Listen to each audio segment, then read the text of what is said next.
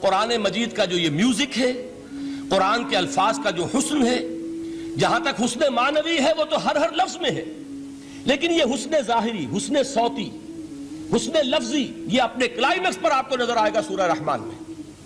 لیکن قرآن میں یہ سورت اس اعتبار سے بھی ممتاز ہے، اس کی 4 آیات پر ذرا توجہ کریں گے، عجیب حقائق سامنے آئیں گے۔ جہاں یہ قرآن مجید کے حسن صوت اور حسن لفظی کی معراج ہے، وہیں اس کی پہلی 4 آیات میں 4 چوٹی کی چیزوں کا ذکر ہے، سب سے اونچی چیزیں۔ پہلی آیت کیا ہے؟ الرحمن، ایک آیت ہو گئی۔ رحمان کیا ہے؟ اللہ کا نام ہے۔ کبھی آپ نے غور کیا اللہ کے ناموں میں سب سے پیارا نام کون سا ہوگا؟ رحمان۔ کیوں؟ اس کا مادہ کیا ہے؟ رحمت۔ ہمیں سب سے بڑھ کر جس چیز کی ضرورت ہے وہ کیا ہے؟ رحمت خدا بندی۔ نام اچھی طرح سن لیجئے اس حضور کے قول کو۔ حضور فرماتے کوئی شخص جنت میں مجرد اپنے عمل کی بنیاد پر داخل نہیں ہو سکے گا جب تک کہ رحمت خدا بندی دستگیری نہ کرے۔ کسی صحابی نے بڑی ہمت اور جرأت کا ثبوت دیا کہ پوچھ لیا کیا حضور آپ بھی؟ جب آپ نے فرمایا کوئی شخص داخل نہیں ہو سکتا جنت میں محض اپنے عمل کی بنیاد پر جب تک کہ رحمت خدا بندی جو ہے وہ دستگیری نہ فرمائے۔ پوچھا گیا کیا آپ بھی؟ آپ نے فرمایا ہاں میں بھی۔ آپ اندازہ کیجئے کہ اگر محمد الرسول اللہ بھی رحمت خدا بندی کے ضرورت مند ہوں تو تاب دیگراں رسد ہماری تو سب سے بڑی ضرورت رحمت خدا بندی ہے۔ اب یہ رحمت جو ہے قرآن مجید میں اللہ تعالیٰ کی یہ شان 2 الفاظ کے ذریعے سے آتی ہے، رحیم اور رحمان۔ اور کوئی مادہ نہیں ہے جس سے 2 نام بنتے ہوں اللہ کے، لیکن یہ مادہ ہے واحد رحمت کا کہ جس سے رحمان بھی ہے رحیم بھی ہے۔ رحیم صفت مشبہ ہے، رحمت دائم ہو جائے گی، مستقل ہوگی تو رحیم کہیں گے۔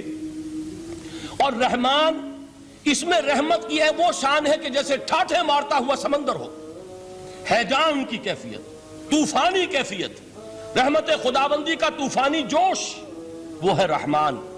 آپ تو رہتے اس علاقے میں ہیں، آپ کو معلوم ہے عرب اگر بھوکا مرا جا رہا ہو تو کیا کہے گا؟ انا جوعان۔ پیاسا مرا جا رہا ہو انا عطشان۔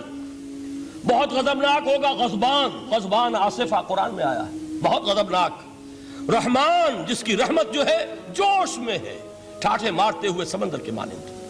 تو یہ اللہ تعالیٰ کے ناموں میں سب سے پیارا نام۔ اب آگے چلیے، الرحمن علم القرآن، رحمان نے قرآن سکھایا۔ رحمت خداوندی کا سب سے بڑا مظہر، رحمان کی رحمانیت کا سب سے بڑا مظہر قرآن ہے۔ ان میں جو منطقی ربط ہے اس کو سمجھتے جائیے۔ اچھا آپ یہ سوچئے، جو علم بھی انسان کو حاصل ہوا وہ کس نے دیا؟ اللہ نے۔ سائنس کا علم کس نے دیا؟ اللہ نے۔ علم آدم الاسماء کلہا، وہ علم الاسماء جو حضرت آدم کو دے دیا گیا تھا ازل میں، یہ اسی کا ظہور ہے، یہ اسی کی ایکسفولیشن ہے جو ہو رہی ہے اور ہوتی رہے گی ابھی۔ اور دوسرے علم ہے وہ کس نے دی؟ اللہ نے دی۔ لا یحیطون بشیء من علمہ الا بما شاء، مخلوق میں سے کوئی اللہ کے علم میں سے کسی شے کا احاطہ نہیں کر سکتا مگر وہ جتنا اللہ دینا چاہے۔ لیکن یہ کہ تمام علوم میں چوٹی کا علم قرآن۔ نوٹ کرتے جائیے، اب چوٹی کی چیزیں جمع کیجئے۔ اللہ کے ناموں میں چوٹی کا نام رحمان، اللہ نے جو کچھ انسان کو سکھایا اس میں چوٹی کا علم قرآن۔ خلق الانسان، انسان کو پیدا فرمایا۔ سوال یہ کہ حیوانات کو کس نے پیدا فرمایا؟ آسمان کس نے پیدا کیے؟ زمین کس نے پیدا کی؟ فرشتے کس نے پیدا کیے؟ کیا مطلب خلق الانسان؟ اس کی تمام مخلوقات میں اس کا کلائمیکس، اس کی تخلیق کی معراج، اس کے تخلیق کا نقطہ عروج انسان ہے۔ یہ ہے کہ جو مسجود ملائک بنا ہے۔ وَلَقَدْ كَرَّمْنَا بَنِي آدَمَ وَحَمَلْنَاهُمْ فِي الْبَرِّ وَالْبَحْرِ وَرَزَقْنَاهُمْ مِنَ الطَّيِّبَاتِ وَفَضَّلْنَاهُمْ عَلَى كَثِيرٍ مِّمَّنْ خَلَقْنَا تَفْضِيلًا۔ تو تخلیق میں سب سے اونچی تخلیق انسان کی، علموں میں سب سے اونچا علم قرآن کا، اللہ کے ناموں میں سب سے اونچا نام رحمان۔ اب آئیے چوتھی چیز، علمہ البیان، انسان کو بیان کی صلاحیت عطا فرمائی۔ کیا اور کوئی صلاحیت عطا نہیں کی؟ بینائی کس نے دی؟ اللہ نے۔ اسی طریقے سے سماعت کس نے عطا فرمائی؟ اللہ نے۔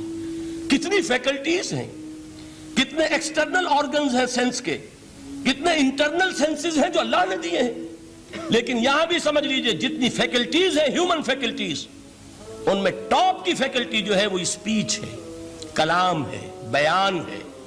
جن لوگوں نے میڈیکل سائنس کا مطالعہ کیا ہے وہ جانتے ہیں کہ یہ برین ہے، ہیومن برین، اس برین میں جو وہ اوپر ایک زرد سا مادہ ہوتا ہے، گرے میٹر، اس کی ایک کوٹنگ ہوتی ہے، یہ ہائیسٹ ایوالوڈ فارم ہے، اور اس میں سب سے بڑا رقبہ جو ہے وہ سپیچ سینٹر کہلاتا ہے۔ اسی لیے انسان کو حیوان ناطق کہتے ہیں۔ حیوان کے اور انسان کے مابین امتیاز قائم کیا گیا، نطق، گویائی، بولنا۔ اب یہ کیا چیز ہوئی؟ انسان کی صلاحیتوں میں سے سب سے اونچی صلاحیت، 4 آیتیں ہو گئی نا۔ اللہ کے ناموں میں سب سے چوٹی کا نام رحمان، اس نے جو علوم پیدا کیے ان میں چوٹی کا علم قرآن، اس نے جو مخلوقات پیدا فرمائی ان میں چوٹی کی مخلوق انسان، انسان کو جو صلاحیتیں اور استعدادات عطا فرمائی ان میں چوٹی کی استعداد بیان۔ جمع کیجئے نتیجہ کیا نکلے گا؟ وہ نتیجہ ایک حدیث نبوی کی شکل میں سامنے آتا ہے۔ پہلی حدیث میں نے یہی پڑھی تھی، اس کے راوی کون ہے؟ عثمان ابن عفان۔ میں حیران ہوتا ہوں وہ قافیہ یہاں بھی موجود ہے، رحمان، قرآن، بیان، انسان، عثمان، عفان، باپ کا نام بھی اسی وزن پر ہے، عثمان ابن عفان۔ عن عثمان ابن عفان رضی اللہ تعالی عنہ قال قال رسول اللہ صلی اللہ علیہ وسلم، حضرت عثمان شہید مظلوم ذو النورین رضی اللہ تعالی عنہ فرماتے ہیں کہ اللہ کے رسول صلی اللہ علیہ وسلم نے فرمایا، خیرکم من تعلم القرآن وعلمہ، تم میں سے بہترین لوگ وہ ہیں جو قرآن سیکھیں اور سکھائیں۔ قوت بیان جو تمہاری ٹاپ فیکلٹی ہے، اس کا استعمال کسی گھٹیا کام کے لیے نہیں ہونا چاہیے۔ دیکھیے اردو میں محاورہ ہے کہ توپ سے مکھی نہیں ماری جاتی، توپ بنائی گئی ہے کسی بڑی شے کے لیے، مکھی مارنے کے لیے توپ استعمال نہیں ہوتی۔ یہ قوت بیان جو ہے، جو ٹاپ موسٹ فیکلٹی ہے ہیومن، جو فیکلٹیز ہیں ان میں سے، اس کا استعمال بھی ٹاپ موسٹ ہونا چاہیے۔ قرآن کو بیان کرو، وہ جیسے کہ علامہ اقبال نے کہا ہے، بلکہ غالباً ان کے قبر پر آس پاس جو اشعار لکھے ہوئے ان میں سے ایک یہ بھی ہے، اگر یک قطرہ خونداری، اگر مشتے پرے داری، بیابامن تو آموزم طریق شاہ بازی را، اگر تمہارے اندر ایک قطرہ بھی خون کا ہے اور مٹھی بھر بھی پر اگر اللہ نے دیے ہیں تو ہے میرے پاس آؤ کہ میں تمہیں شاہبازی کے طریقے سکھاؤں۔ اسی طرح جان لیجئے اگر اللہ نے قوت گویائی عطا فرمائی، اگر اللہ نے تمہیں حیوان ناطق بنایا، اگر اللہ تعالیٰ نے تمہیں یہ صلاحیت عطا فرمائی، اس صلاحیت کا مصرف دنیا کو نہ بناؤ، اس صلاحیت کا مصرف اللہ کے کلام کو پھیلانے پر اس کو صرف کرو۔